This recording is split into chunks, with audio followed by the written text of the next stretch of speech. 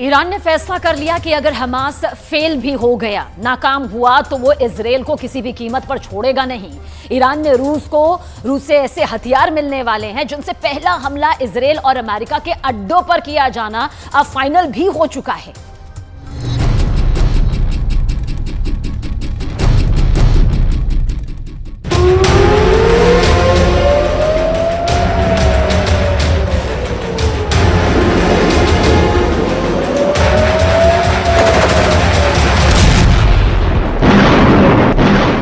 पश्चिम Asia जल रहा है और अब इस आग में नए शोले भड़काने का साजो सामान तैयार हो चुका है।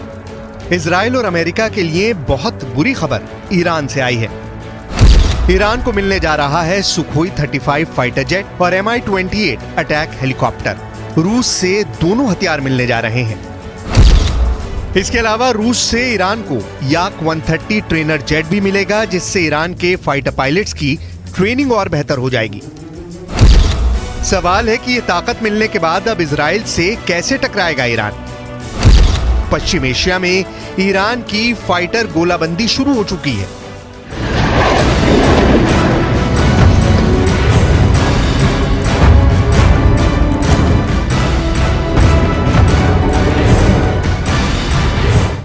जब इजराइल और हमास के बीच युद्ध खत्म नहीं हुआ है और नेतन्याहू कह चुके हैं कि हमास के एक एक कमांडर को चुनकर मारेंगे, तब इस युद्ध का लंबा खिंचने की पूरी गारंटी है।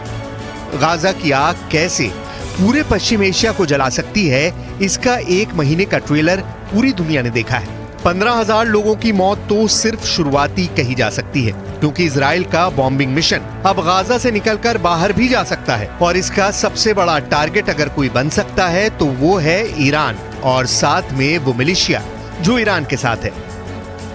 इसीलिए सुखोई 35 और Mi-28 अटैक हेलीकॉप्टर को लेकर रूस और ईरान की डील पर पूरी दुनिया में चर्चा हो रही है।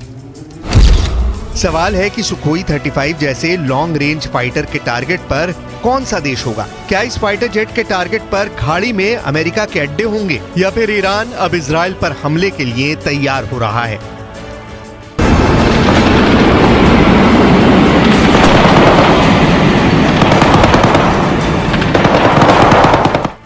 इससे पहले रिपोर्ट्स आ चुकी हैं कि ईरान के पायलट रूस के आधुनिक फाइटर जेट सुखोई 35 पर ट्रेनिंग भी ले चुके हैं और अब जल्दी ही ईरान को इन लड़ाकू विमानों की डिलीवरी भी मिल सकती है। जो रिपोर्ट्स मिल रही हैं उनके मुताबिक शुरुआत में ईरान को रूस से 24 सुखोई 35 फाइटर जेट मिल सकते हैं।